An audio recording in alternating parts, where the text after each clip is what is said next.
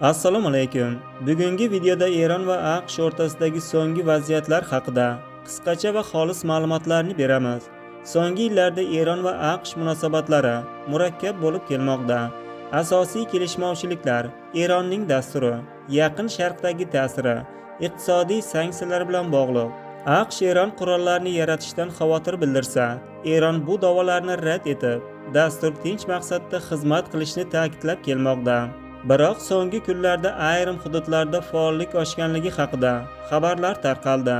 Biroq rasmiy manbalar to'liq ishni boshlanganligini tasdiqlagani yo'q. Mutaxassislar bu vaziyatni keskinlik ammo ochiq emas deb baholamoqda. Yangilikning eng qizg'in joyiga keldik. Xalqaro hamjamiyat, jumladan Birlashgan Millatlar Tashkiloti va Yevropa davlatlari tomonlari vazminlikka chaqirmoqda. Chunki keng ko'lamli ishni nafaqat mintaqa, balki butun dunyo iqtisodiyotiga salbiy ta'sir ko'rsatishi mumkin. Ayniqsa Rossiya neft narxlari, global xavfsizlik masalalari xavf ostida bo'ladi. Ayni paytda diplomatik muzokaralar ehtimoli ham saqlanib qolmoqda. Tahlillarga ko'ra, tomonlar to'g'ridan-to'g'ri iqtisodiy bosim usullarini afzal ko'rmoqda.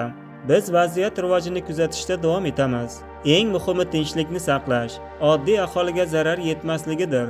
Agar yangilik siz uchun foydali bo'lgan bo'lsa, video ostiga like bosib, kanalga obuna bo'lishni unutmang.